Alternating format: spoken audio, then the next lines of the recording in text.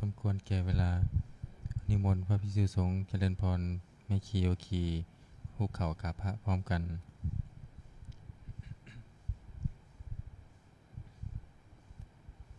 อัญชลีวันทาอภิวาทอัญชลีวันทาอภิวาทอัญชลีวันทาอภิวาทอัญชลีวันทาอัญชลีขอโอกาสขออนุญาตครูบาอาจารย์พระมหาเถระพระเถรานุเถระพระมัชฌิมาพระนวากะแม่ชีโยคีในการเป็นต้นเสียงธรรมวัดเย็นในวันนี้เปิดหนังสือสวดมนต์แปลเล่มใหญ่ไปที่หน้าหนึ่งโยโสภะคะวาอะระหังสัมมาสัมพุทโธพระผู้มีพระภาคเจ้านั้นพระองค์ใดเป็นพระอรหันต์ดับเพลิงกิเลสเพลิงทุกข์สิ้นเชิง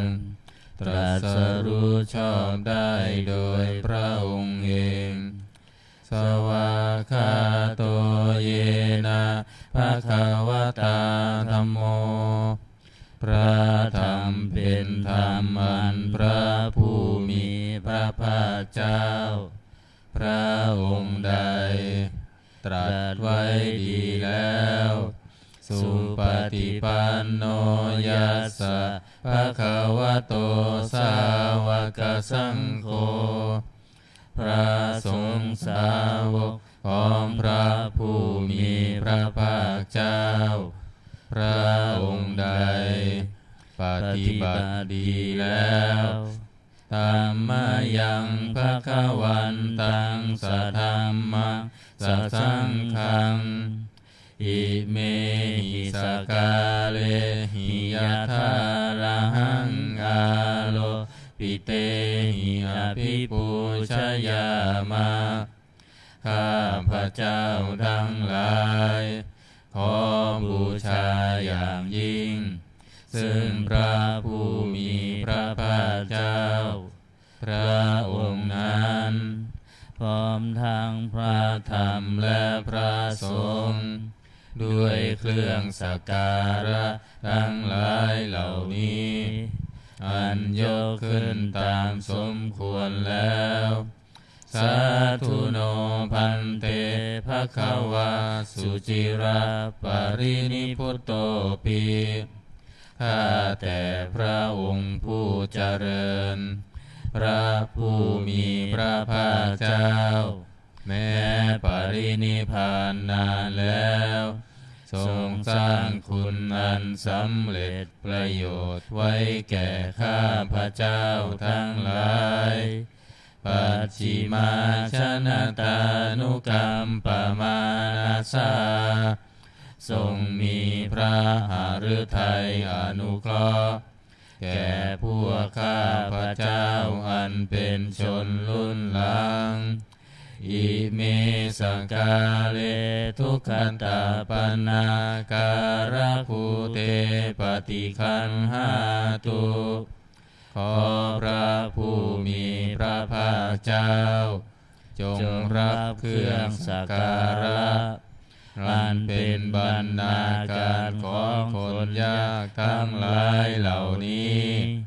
อัมหากังทีคารตังหิตายะสุขายะเพื่อประโยชน์และความสุขแก่ข้าพระเจ้าทั้งหลายตลอดกาลและนานเทอญอะระหังสัมมาสัมพุทโธภควาพระผู้มีพระภาคเจ้าเป็นพระอรหันต์ดับเพลิงกิเลสเพลิงทุกข์สิ้นเชิงตรัสรู้ชอบได้โดยพระองค์เองพุทธังภคะวันตังอภิวาเทมิข้าพระเจ้าอภิวาทพระผู้มีพระภาคเจ้าผู้รู้ผู้ตื่นผู้เบิกบานสวา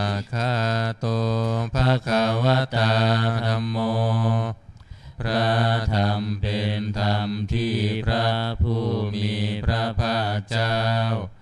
ตรัสไว้ดีแล้วธัมมังนามัสสามิ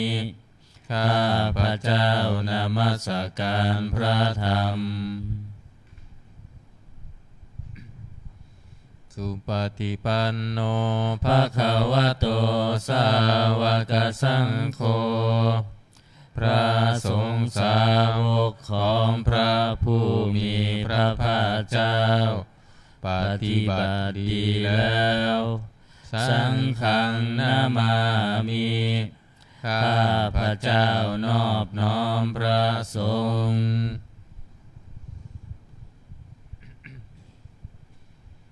นั่นธรรมยังพุทธัสสะภะคะวะโตบุพพาคณมการังกโรมาเสนะโมตัสสะภะคะวะโตขอนอบน้อมแด่พระผู้มีพระภาคเจ้าพระองค์นั้นอะระหะโตซึ่งเป็นผู้ไกลจากกิเลสสัมมาสัมพุทธัสสะตรัสรู้ชอบได้โดยพระองค์เองนะโมตัสสะภะคะวะโตขอนอบน้อมแด่พระผู้มีพระภาคเจ้าพระองค์นั้น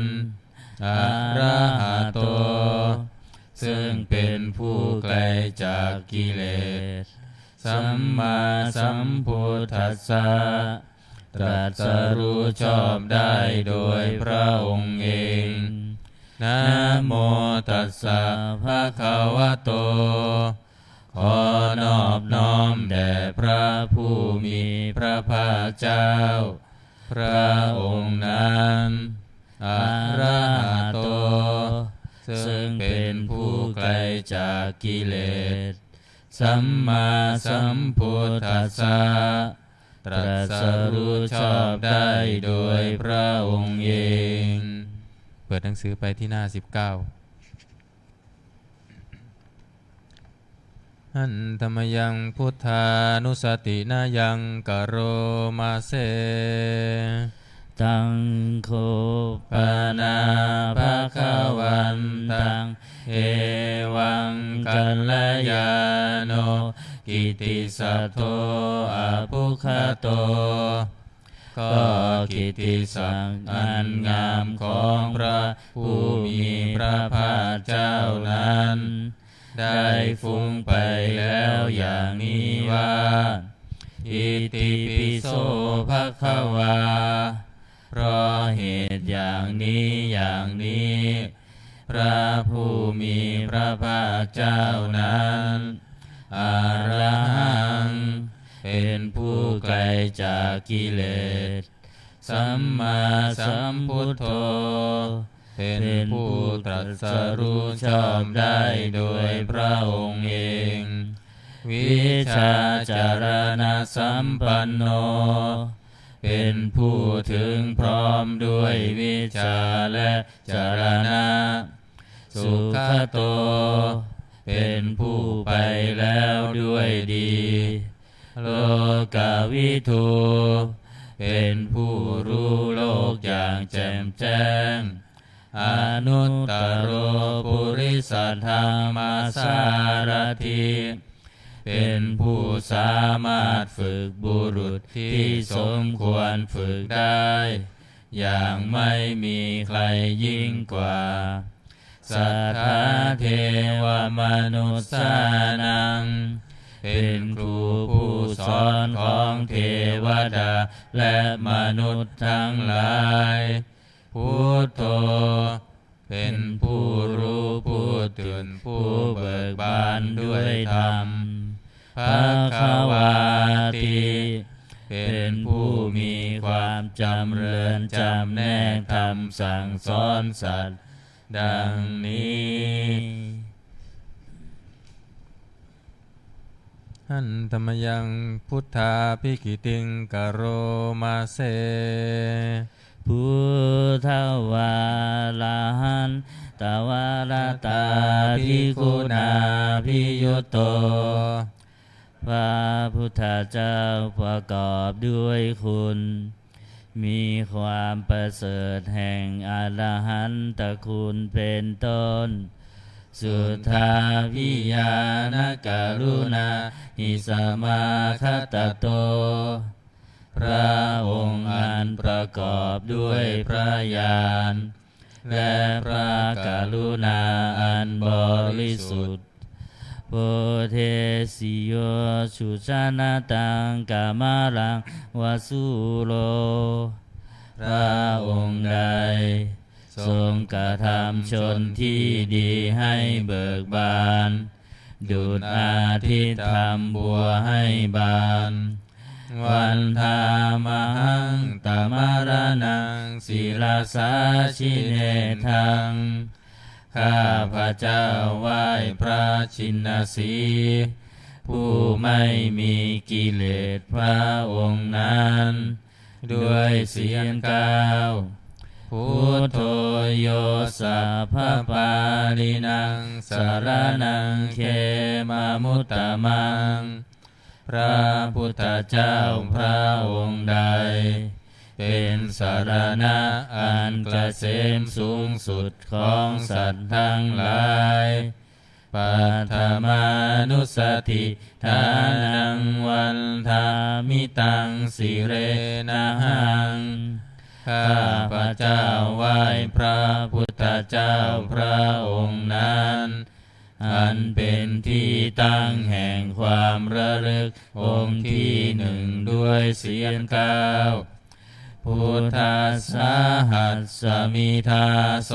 วะพุทโธเมสามิกิสโรข้าพระเจ้าเป็นทาสของพระพุทธเจ้าพระพุทธเจ้าเป็นนายมีอิสระเหนือข้าพระเจ้าพุทโธทุกขัสสะคาตาจะวิทาตาจะหิตัสสะเมพระพุทธเจ้าเป็นเครื่องกำจัดทุกข์และทรงไว้ซึ่งประโยชน์แก่ข้าพระเจ้าพุทธัสสะหังนิยาเทมิสรีรันชีวิตันจิทัง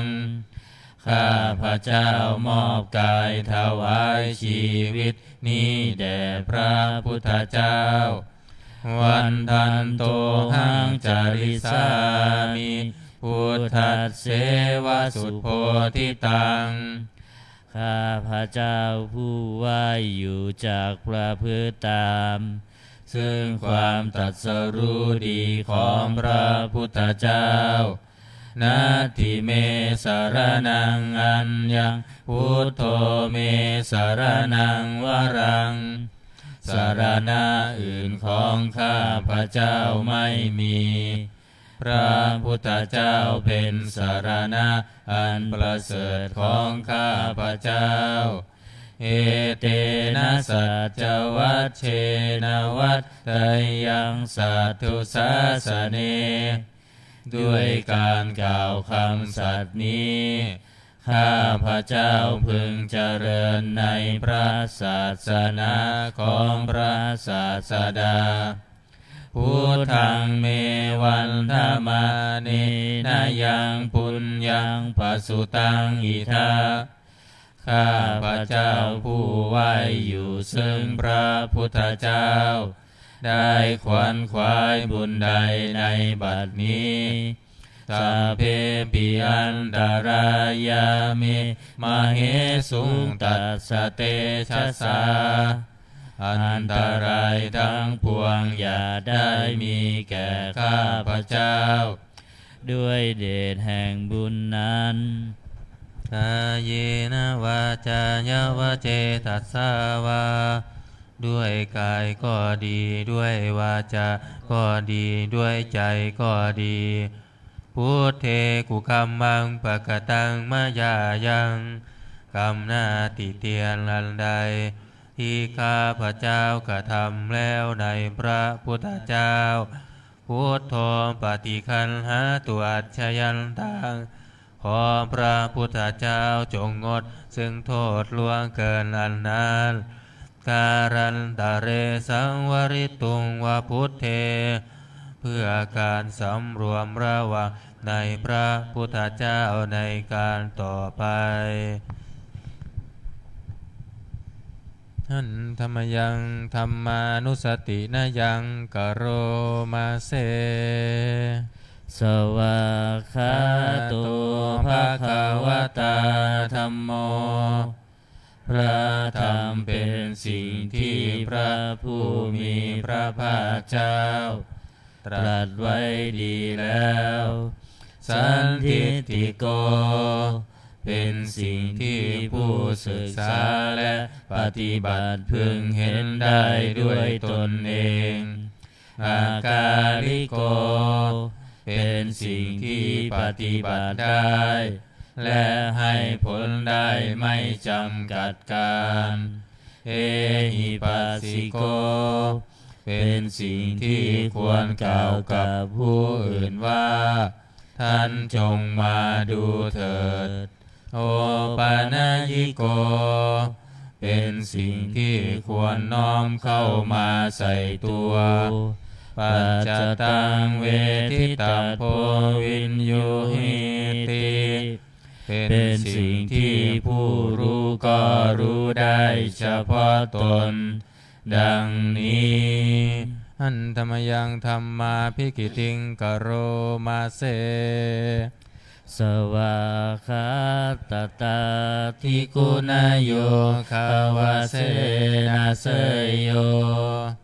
พระธรรมเป็นสิ่งที่ประเสริฐเพราะประกอบด้วยคุณคือความที่พระผู้มีพระภาคเจ้าตรัสไว้ดีแล้วเป็นต้นโยมัคคปากัปปริยัติวิโมกขเพโท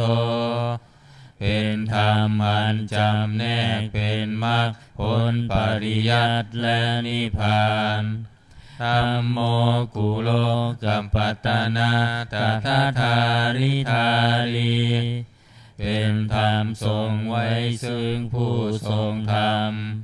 จากการตกไปสู่โลกที่ชั่ววันธามหังธรรมหารังวรธรรมเมตังข้าพระเจ้าไหว้พระธรรมอันประเสริฐนั้น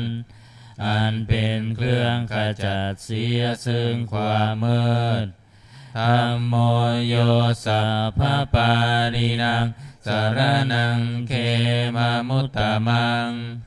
พระธรรมใดเป็นสรณะอันเกษมสูงสุดของสัตว์ทั้งหลาย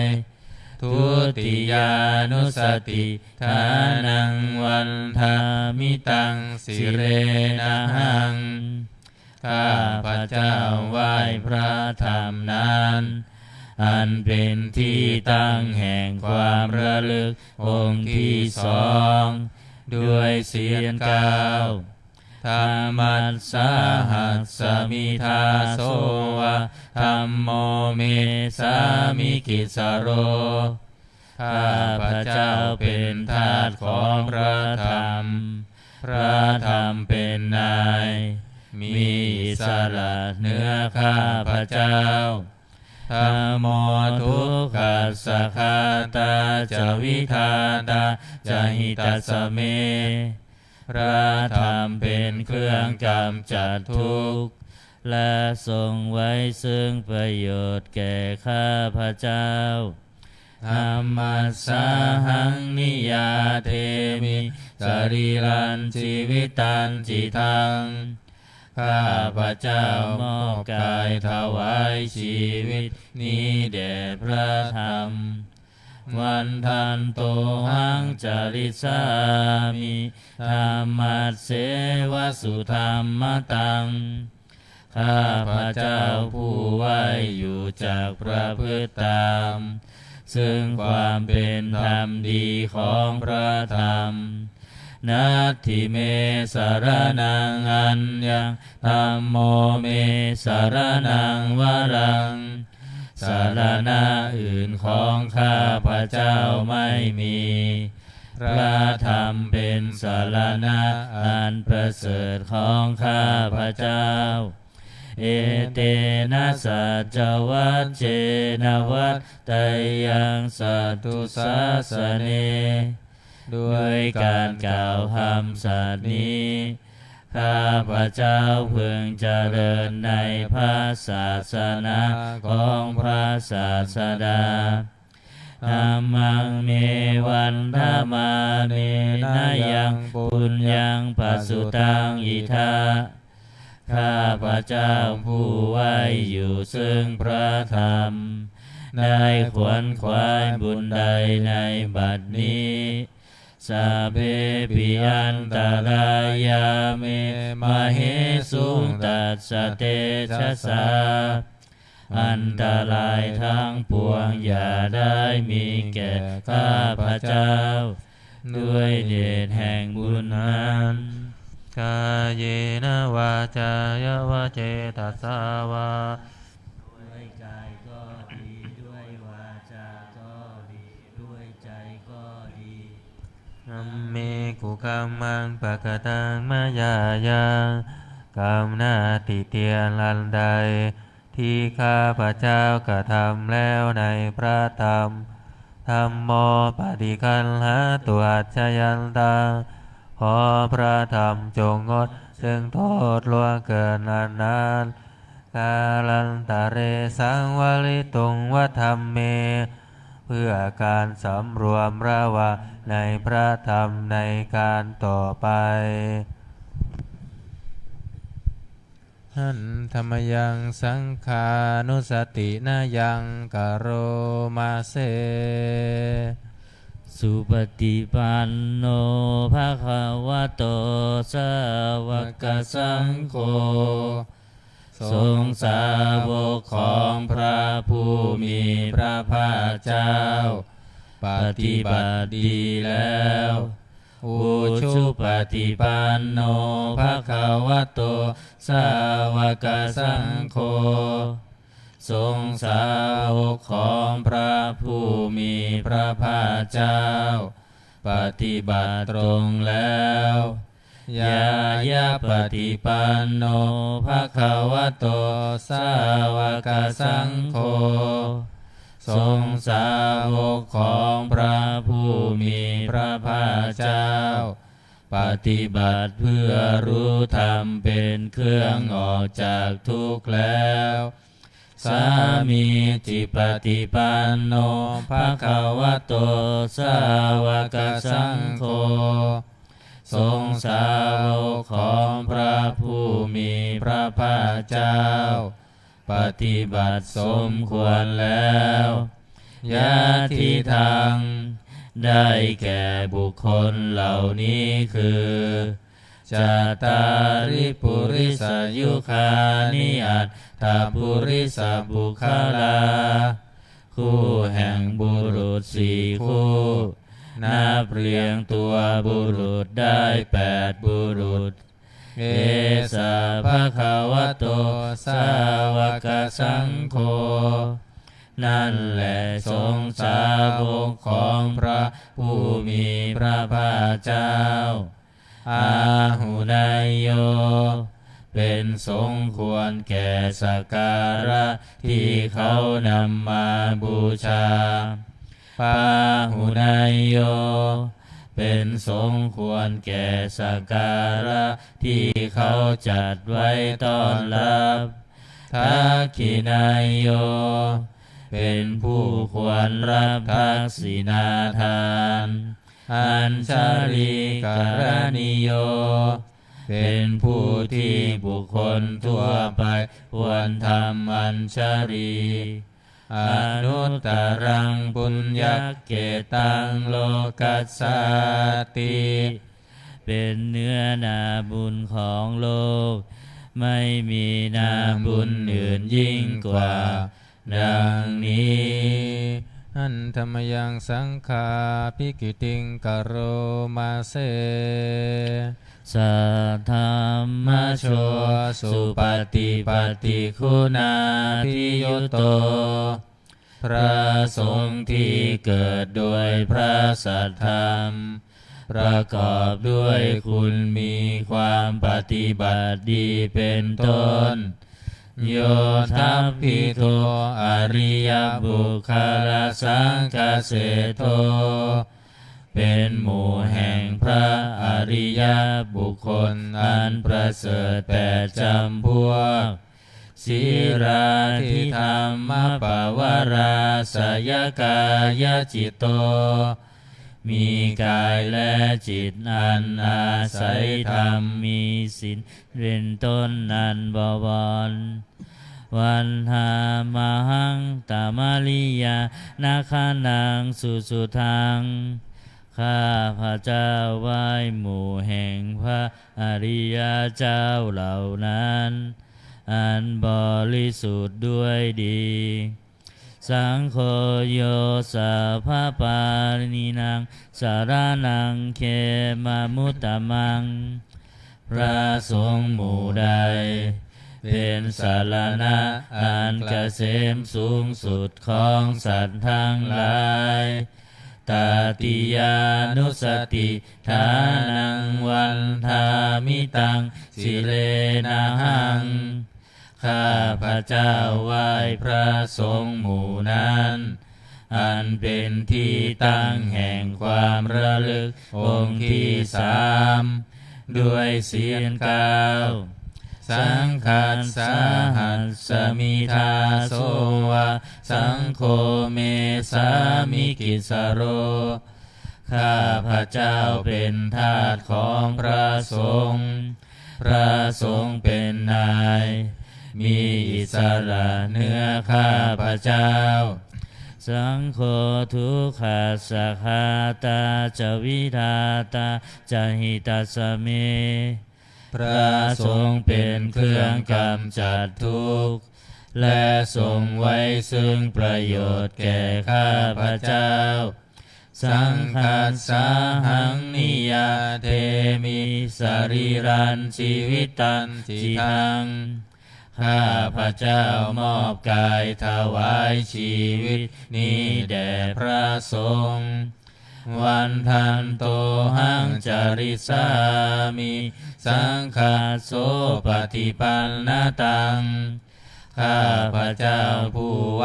อยู่จากประพฤติตามซึ่งความปฏิบัติดีของพระสงฆ์นัตถิเมสรนังอัญญังสังโฆเมสารนังวรังสารณะอื่นของข้าพระเจ้าไม่มีพระสงฆ์เป็นสารณะอันประเสริฐของข้าพระเจ้าเอเตนะสัจจวัชเชนะวัตตยังสัตถุสาสเนด้วยการกล่าวคำสัตย์นี้ข้าพระเจ้าพึงเจริญในพระศาสนาของพระศาสดาสังฆังเมวันธมาเนนะยังปุญญังปสุตังอิทาข้าพระเจ้าผู้ไหวอยู่ซึ่งพระสงฆ์ได้ขวนขวายบุญใดในบัดนี้สัพเพปิอันตรายาเมมาเหสุงตัสสะเตชะสา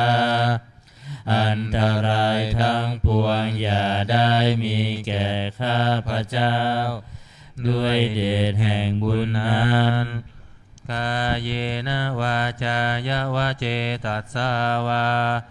ด้วยกายก็ดีด้วยวาจาก็ดีด้วยใจก็ดีสังเคกุกัมมังปะกตังมายายังกรรมหน้าติเตียนลันใดที่ข้าพระเจ้ากระทำแล้วในพระสงฆ์สังโฆปฏิคันหาตัวชยันตังขอพระสงฆ์จงงดซึ่งโทษล่วงเกินอันนั้น การันตะเรสังวริตุงวสังเคเพื่อการสำรวมระวังในพระสงฆ์ในการต่อไป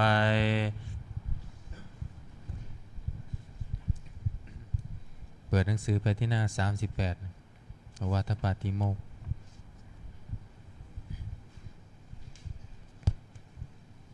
หันธรรมยังโอวาทปาติโมกขคาทาโยพนามาเสสัพพะปาปัสสะอาการนังการไม่ทำบาปทั้งปวงกุศลสุปสัมปทาการทำกุศลให้ถึงพร้อมสัจจิตตปริโยทปนังการชำระจิตของตนให้ขาวรอบเอตังพุทธานาสาสนังทำ3อย่างนี้เป็นคำสั่งสอนของพระพุทธเจ้าทั้งหลายขันติปรมังตโปติติฆาขันติคือความอดกลั้นเป็นธรรมเครื่องเผากิเลสอย่างยิ่งนิพพานังปรมังวทันติพุทธาผู้รู้ทั้งหลายกล่าวพระนิพพานว่าเป็นธรรมอันยิ่งนาหิปภัชชิโตปรูปคาติผู้กำจัดสัตว์อื่นอยู่ไม่ชื่อว่าเป็นบรรพชิตเลยสามโนโหติปรังวิเหทยันโตผู้ทำสัตว์อื่นให้ลำบากอยู่ไม่ชื่อว่าเป็นสมณะเลยอนุปาวาโทอนุปคาโตการไม่พูดร้ายการไม่ทำร้ายปาติโมกเขจะสังวโรการสำรวมในปาติโมกข์มัตตัญญุตตาจะพัตตัสสมิง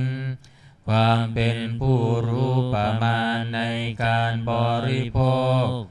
ปันตัญจะสยนาสนังการนอนการนั่งในที่อันสงัดอาทิจิตเตจะอโยโคความหมั่นประกอบในการทำจิตให้ยิ่งเอตังพุทธานาสาสนังทำ6อย่างนี้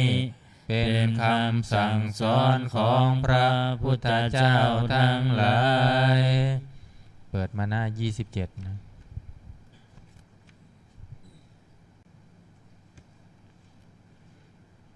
หันธรรมยังอติตปัจเจเวคณาปาทังพนามาเสอัจฉมยาอัปปัจเจเวคิตวายังจีวรังปริพุตังจีวรใดอันเรานุ่งห่มแล้วไม่ทันพิจารณาในวันนี้ตังยาวะเทวาสิตัสสะปฏิฆาตายะจีวรนั้นเรานุ่งห่มแล้วเพียงเพื่อบำบัดความหนาวอุณหสะปฏิฆาตายะเพื่อบำบัดความร้อนดังสมกะสวาตาตาปาสิริงสัพพสัมผัสสานังปฏิฆาตายะเพื่อบำบัดสัมผัสนั้นเกิดจากเหลือบยุงลมแดดและสัตว์เลื้อยคลานทั้งหลายยาวะเทวะอิริโกปินะปฏิชาธนทังและเพียงเพื่อปกปิดอวัยวะอันให้เกิดความละอาย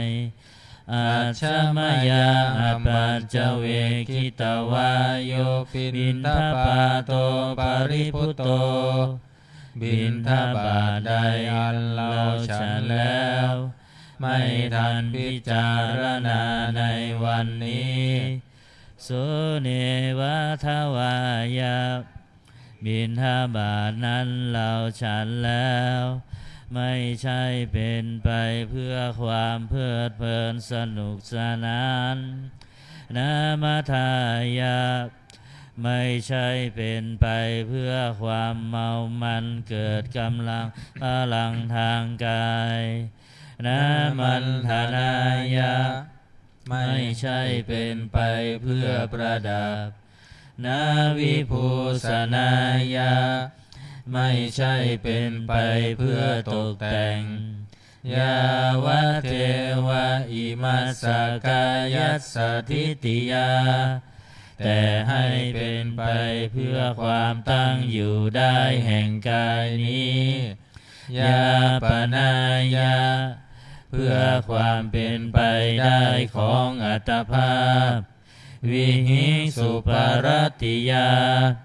เพื่อความสิ้นไปแห่งความลำบากทางกายพระมัจจาริยานุขายะเพื่ออนุเคราะห์แก่การประพฤติพรหมจรรย์อิติปุรานันจะเวทนังปฏิหังคามิด้วยการทำอย่างนี้เราย่อมระงับเสียได้ซึ่งทุกขเวทนาเก่าคือความหิวนาวันจะเวทนังนาอุปาเทสามิและไม่ทำทุกขเวทนาใหม่ให้เกิดขึ้นยาตราจะเมภวิสติอนวัชตาจะพาสุวิหารโรจาติอันหนึ่งความเป็นไปโดยสะดวกแห่งอัตภาพนี้ด้วยความเป็นผู้หาโทษมิได้ด้วยและความเป็นอยู่ด้วยผาสุขด้วยจะมีแก่เราดังนี้อาชมยาอัปปัจจเวกิตวายังเสนาสนังปริภุตังเสนาสนะใดเราใช้สอยแล้วไม่ทันพิจารณาในวันนี้ตังยาวะเทวาสิตัสสะปฏิฆาตายะเสนาสนะนั้นเราใช้สอยแล้วเพียงเพื่อบำบัดความหนาวอุณหัสสะปฏิฆาตายะเพื่อบำบัดความร้อนดังสมกสวาตาตปสิริงสัพพสัมผัสสานังปฏิฆาตายะ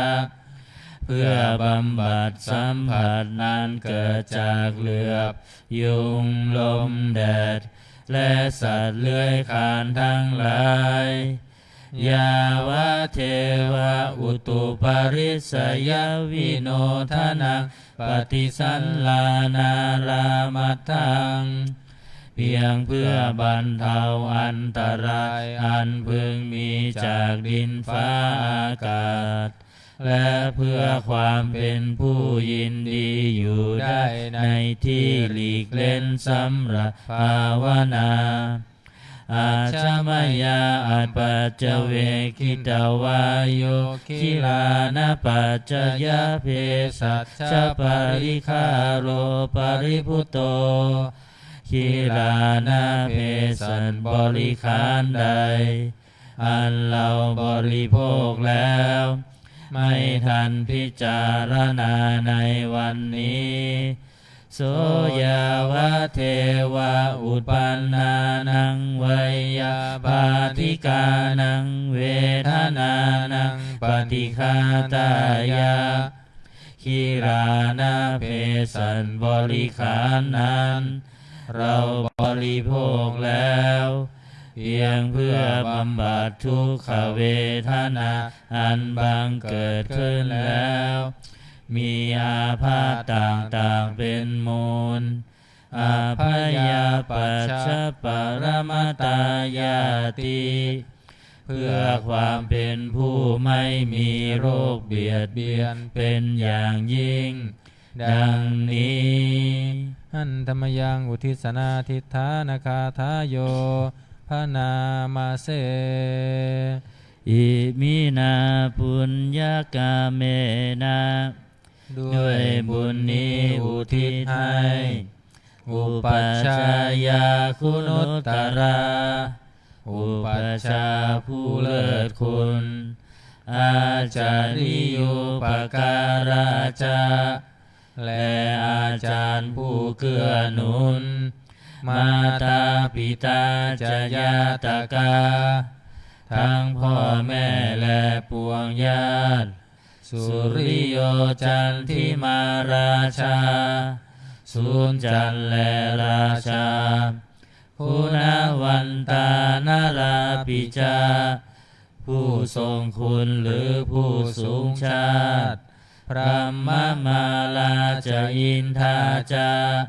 พรหมาและอินทราชโลกปาลาจะเทวตาทั้งถวยเทพและโลกบาล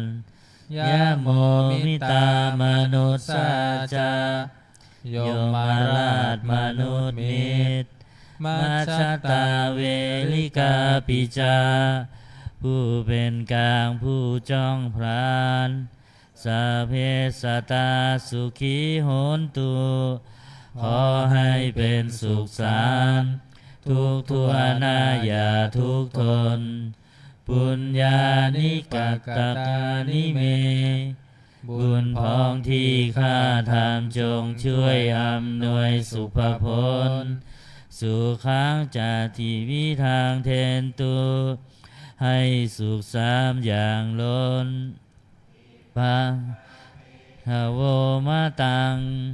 ให้รู้ถึงนิพพานพันอิมินาปุญญากาเมนะ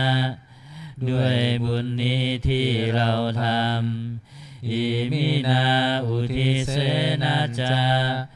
และอุทิศให้ปวงสัตว์ทิปาหังสุรเพเจวะเราพันได้ซึ่งการตัดตัณหุปาทานเจทนังตัวตัณหาอุปาทานเยสันตาเนหินาธรรมาสิ่งชั่วในดวงใจยาวานิพานโตมะมังกว่าเราจะถึงนิพพานนาสันตุสัพพทาเยวามาลายสิ้นจากสันดานยัจฉาชาโตภเวภเวทุกภพที่เราเกิดอุชุจิตังสติปัญญามีจิตตรงและสติทั้งปัญญาอันประเสริฐสังเลโควิริยมหินาพร้อมทั้งความเพียรเลิศเป็นเครื่องขูดกิเลสหายมาราระพันตุโนกาสังโอกาสอย่าพึงมีแก่หมู่มารสิ้นทั้งหลายกาตุนจาวิริเยสุเมเป็นช่องประทุษลายทำลายล้างความเพียรจมพุทธาธิปาวโรนาโทพระพุทธผู้บวรนาถธัมโมนาโทวรุตตโม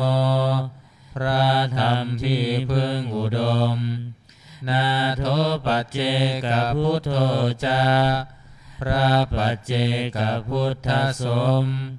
สังโฆนาโทตโรมะมังโทพระสงฆ์ที่พึ่งพยองเตโสตมานุภาเวนะด้วยอานุภาพนั้นมาโรกาสังลพันตุมาขอหมู่มารอย่าได้ช่องทัสสะปุญญานุภาเวนะด้วยเดชบุญทั้งสี่ป้องมาโรกาสังลพันตุมา อย่าเปิดโอกาสแก่มันเถิดหนังสือมนต์พิธีเล่มเหลืองหน้า51หนังสือมนต์พิธีเล่มเหลืองหน้า51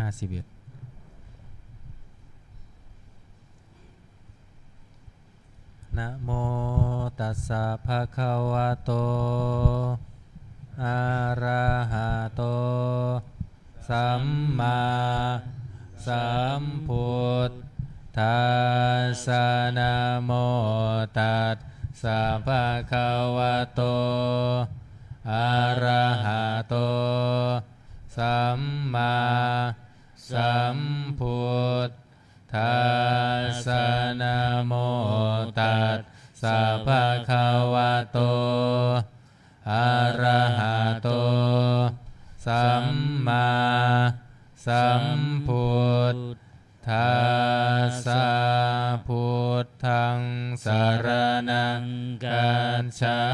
มิธัมมังสรณังกัจฉา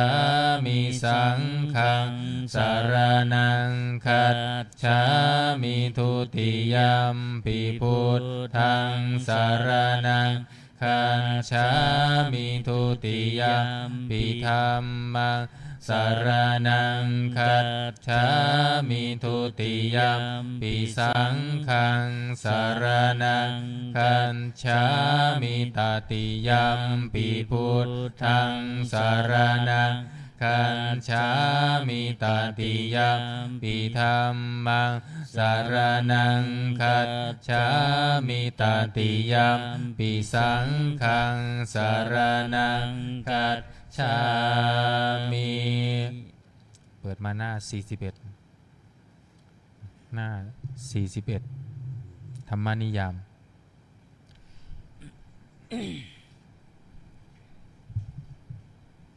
บทขัดไม่ต้องวาดตามเนอะยังเวนิพพานญาณัสสะญาณังบุพเพปวัตตเตตัดเสวะวิสยีภูตายายังธรรมนิยามตาอนิจจตาทุกขตาจะสัพเพสังจะอนันตตา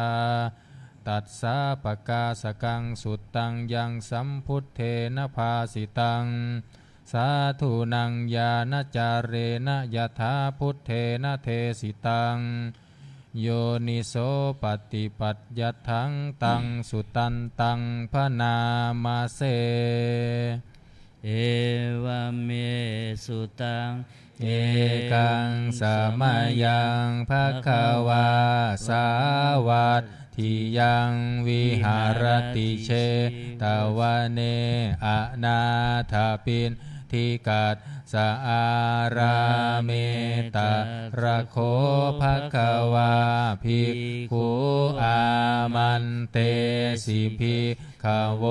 ติภทันเตติเตภิกขุภควโตปัจจัตโสสุงภควาเอตทาวโว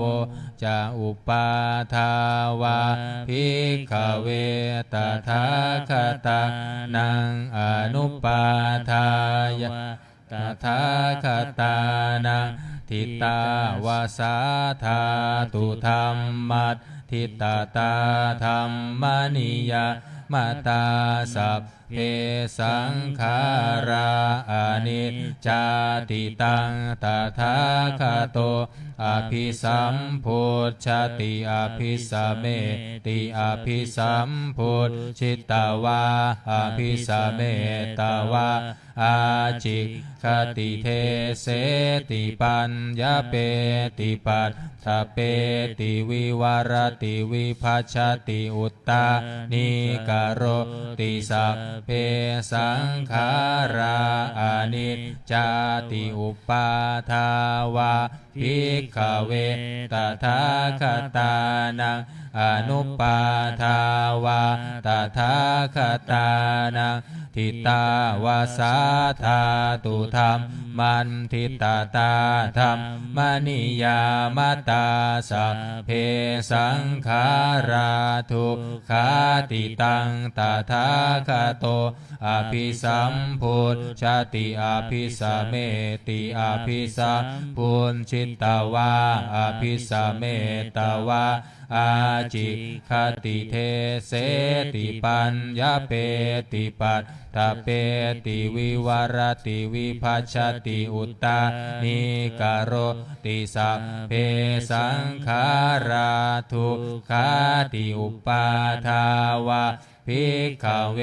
ตถาคตานังอนุปาทาวาตถาคตานังทิตาวาสาธาตุธรรมัตติตตาธรรมนิยามตาสัพเพธรรมาอนัตตาติตังตถาคโตอภิสัมพุทธติอภิสัมเมติอภิสัมพุทธชิตวาอภิสัมเมตวาอาจิงคติเทเสติปัญญาเปติปัตถะเปติวิวารติวิภัชชติอุตตานิกโรติสัพเพธัมมาอนัตตาติอิทธมโวจะภควาอัตตมนาเตภิกขุภควโตภาสิตังอภินันทุนติสัพเพสังขาราอนิจจติยถาปัญญายปัสสติอัฏฐนิมพินทติทุกเขเอสมัคโควิสุทธิยาสัพเพสังขาราทุกขาติยถาปัญญายปัสสติอัฏฐนิมพินทติทุกเขเอสมัคโควิสุทธิยาสัพเพธัมมาอนัตตาติยถาปัญญายปัสสติอัฏฐนิมพินทติทุกเขเอสมัคโควิสุทธิยาอัมปกาเตมนุษเสสุเยชนาปารคามิโนอัฏฐายังอิตระปชาติระเมวะนุทาวติเยจะโคสัมมาทัคคาเตธัมเมธัมมานุวัตติโนเตชนาปารเมสันติมัจจุเทยยังสุทุตตารังกันหังธัมมังวิปหายสุกังภาเวทปันทิโตโอกาอโนกามาคัมมาวิเวเกยัตตทุระมังตัตตราภิรติมิตเชยยหิตวากาเมอากินจโนปริโยทเปยยะอัตตานังจิตตักกิเลเสหิปันติโตเยสังสัมโพธิยังเคสุสัมมาจิตตังสุภาวิตังอาทานปฏินิสักเคอนุปาทายเยรตากีนาสวาชุติมันโตเตโลเกปรินิพุตตาติอวิชชาปัจจยาสังขาราสังขารปัจจยาวิญญาณังวิญญาณปัจจยานามรูปังนามรูปัจจยาสลายตนังสลายตนะปัจจยาผัสโสผัสสะปัญจยาเวทนาเวทนาปัจจยาตัณหาปัจจยาอุปาทานังอุปาทานาปัจจยาภโวภวปัจจยาชาติปัจจยาชรามรณะโสกปริเทวทุกขโทมานัสสุปายาสาสัมภวันติเอวเมตัสสะเกวลัสสะทุกขขันธัสสะสมุทัยโยโหติอวิช ชายตะเววะเสสวิราคนิโรธาสังขารานิโรโทสังขารานิโรธาวิญญาณนิโรโทวิญญาณนิโรธานามรูปานิโรโทนามรูปานิโรธาสลายตนะนิโรโทสลายตนะนิโรธาผัสสะนิโรโทผัสสะนิโรธาเวทนานิโรโทเวทนานิโรธาตัณหานิโรโทตัณหานิโรธาอุปาทานานิโรโทอุปาทานานิโรธาภาวะนิโรโทภาวะนิโรธาชาตินิโรโทชาตินิโรธาชรามรณังโสกปริเทวทุกขโทมานะสุปายาสานิโรธชันติเอวะเมตัสสะเกวะละสะทุกขขันธัสสะนิโรโทโหติหน้า122122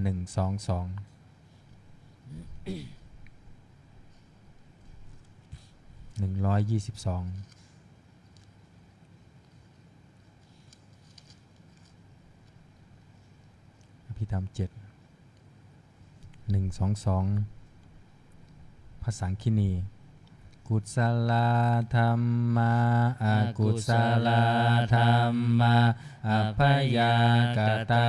ธรรมากัตตะเมธรรมากุศลยัสมิงสมัยเยกามาวัจจรังกุศลังจิตตังอุปันนังโห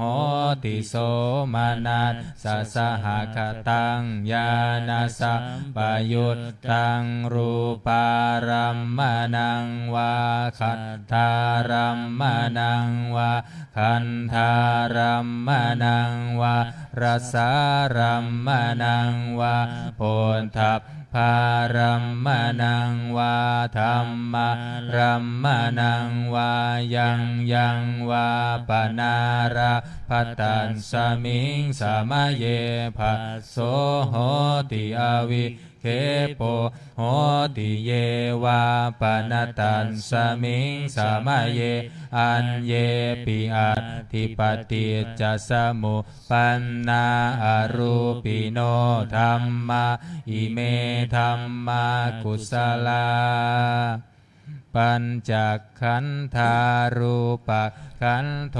เวทนาขันโทสัญญาขันโทสังขารักขันโทวิญญาณขันโทตัตถกตโมรูปขันโท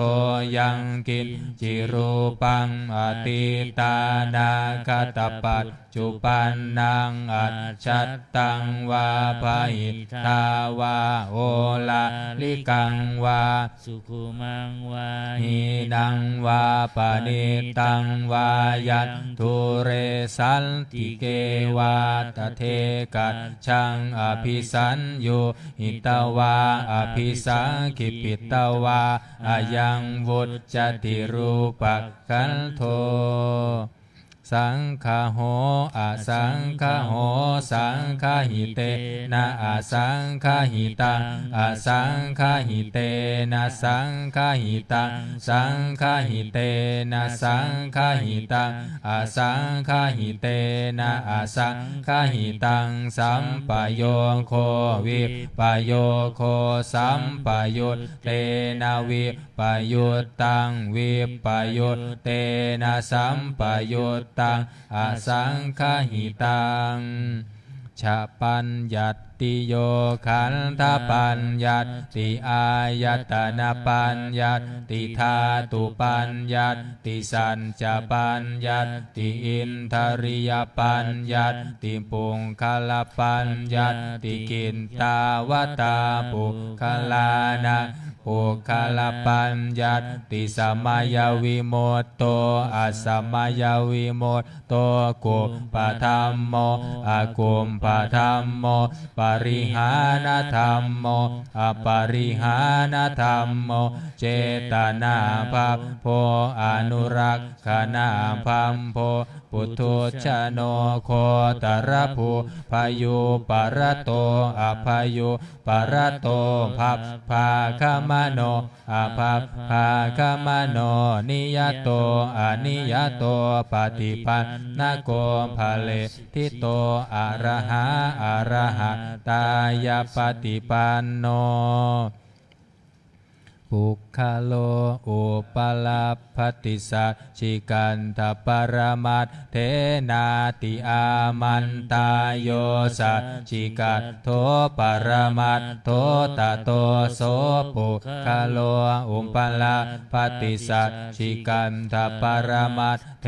นาตินะเหวังวัตตะเพอาชานาหินิกหังหันจิปุคคโลอุปลัพพติสัจฉิกัตถปรมัตถ์เทนะเตนะวัตตะเร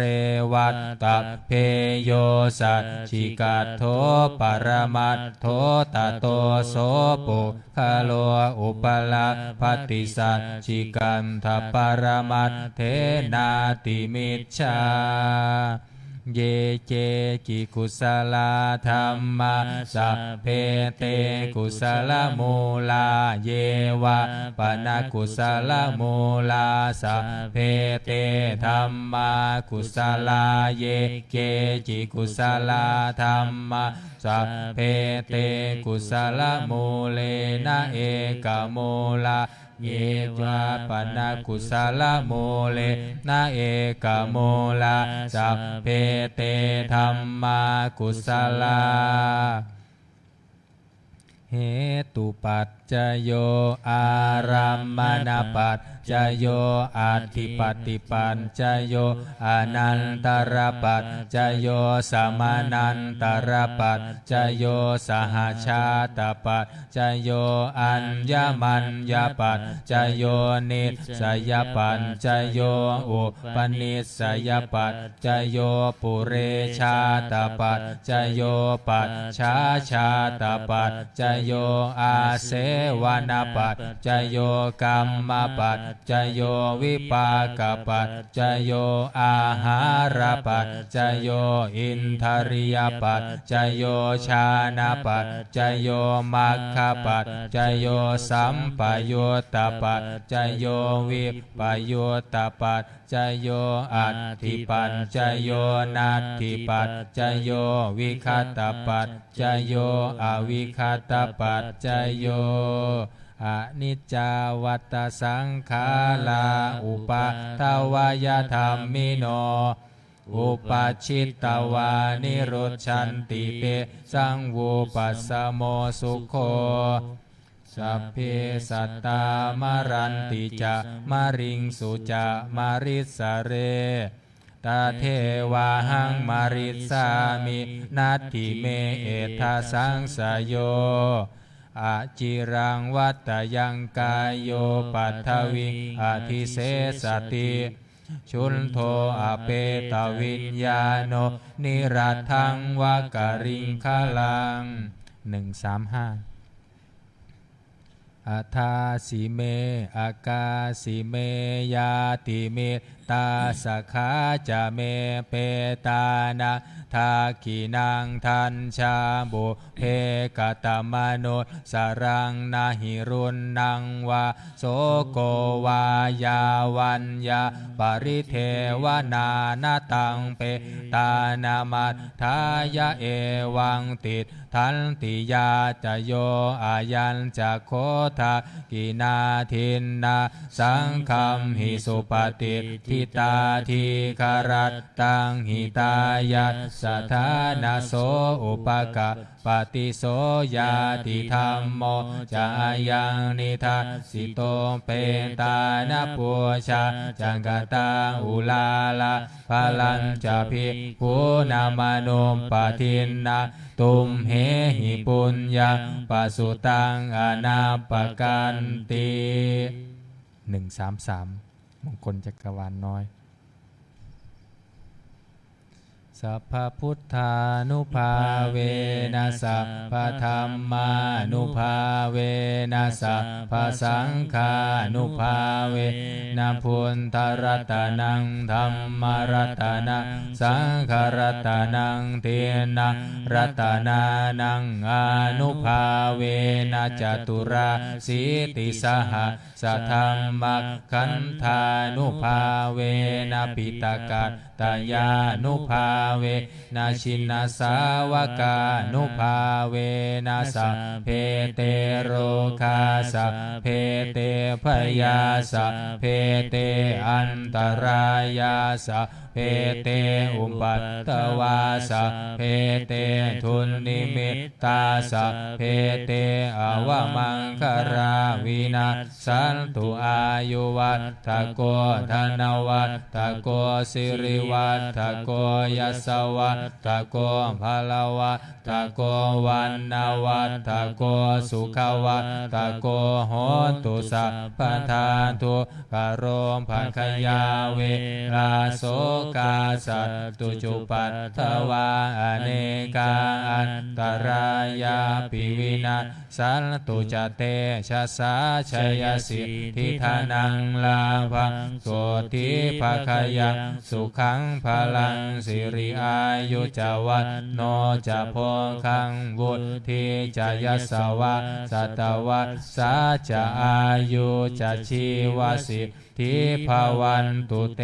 ภวันตุสัพพมังคารังละกันตุสัพพเทวตาสัพพพุทธานุภาเวนัสสัทธาโสทิภวันตุเตพมังคารังละกันตุสัพพเทวตาสัพพธรรมานุภาเวนัสสัทธาโสทิภวันตุเตภวันตุสัพพมังคารังละกันตุสัพพเทวตาสัพพสังฆานุภาเวนัสสัทธาโสทิภวันตุเตลำดับต่อไปจะได้เจริญจิตตภาวนาทำสมาธิสักครู่แล้วก็แผ่เมตตาพร้อมกันครับ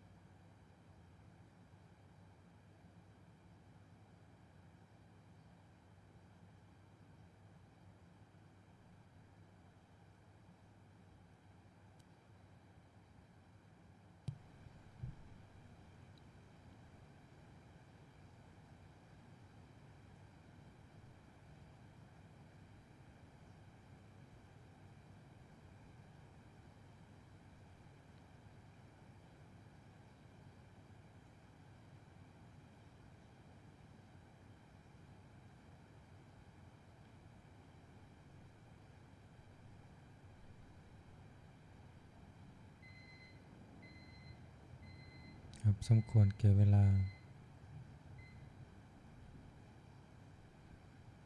ตัวกดน้ำแผ่เมตตาพร้อมกัน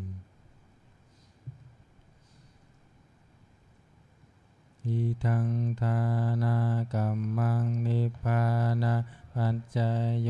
โหนตุโนนิจจังอิทังศีลกัมมังนิพพานาปัจจายโยโหนตุโนนิจจัง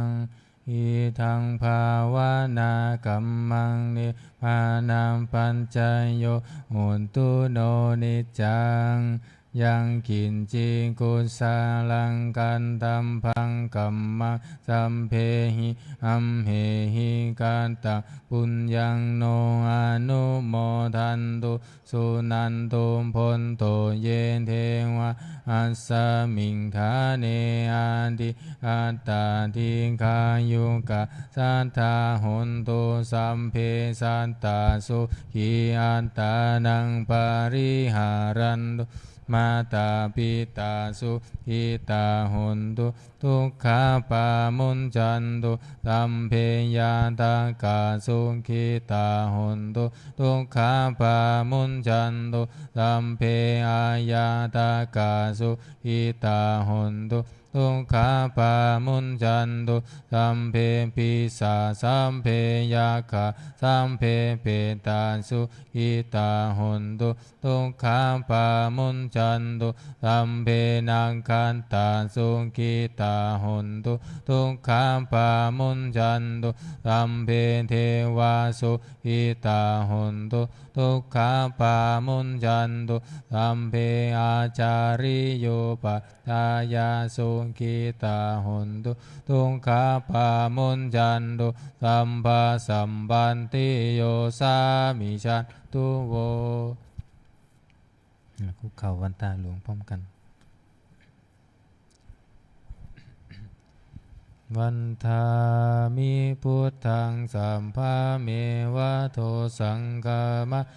เมวันเตวันทามิธัมมังสัมภาเมวะโทสังฆามะเมพันเตวันทามิสังฆังสัมภาเมวะโทสังฆามะเมพันเตวันทามิคารุอุมบัญชายาจาริเยสัมภาเมวะโตสังฆามัตถะเมพันเตวันทามิกัมมัฏฐานังสัมมาเมวะโตสังฆามัตถะเมพันเตวันทามิอาราเมพันธะสีมังสัมภาเมวะโตสังฆามัตถะเมพันเตวันทามิเจติยังสัพพังสัมภะทาเนสุมปะติติตาสารีระอาตุมหาโพธิพุทธารูปังสังฆาละทานาคาโลเกเทวะโลเกพระมะโลเกยัมปุติ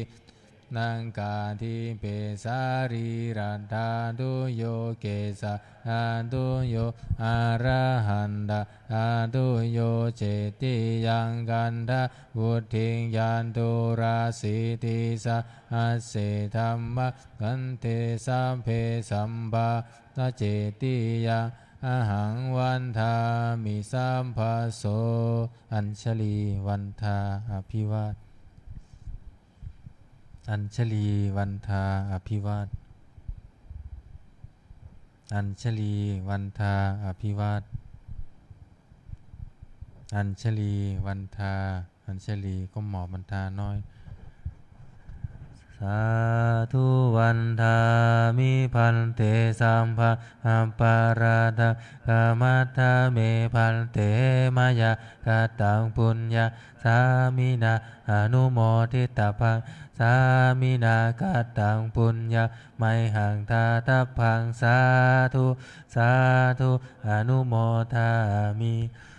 กราบลาพระรัตนตรัยพร้อมกันอะระหังสัมมาสัมพุทโธภะคะวาพุทธังภะคะวันตังอภิวาเทมิสวากขาโตภะคะวะตาธัมโม ธัมมังนามัสสามิสุปฏิปันโนภะคะวะโตสาวกสังโฆสังฆังนะมามินิมนต์พระภิกษุสงฆ์กับพระเถระพร้อมกันแม่ชีโยคีกราบทีหลังอัญชลีวันทาอภิวาทอัญชลีวันทาอภิวาทอัญชลีวันทาอภิวาทอัญชลีวันทาอัญชลีอัญชลีวันทาอภิวาทอัญชลีวันทาอภิวาทอัญชลีวันทาอภิวาทอัญชลีวันทา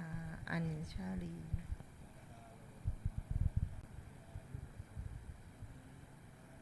สาธุสาธุสาธุโยคีหญิงช่วยกันปิดหน้าต่างปิดพัดลมนะคะเก็บหนังสือสวดมนต์เสร็จแล้วเราไปปฏิบัติต่อที่ห้องใต้ดินกันนะคะ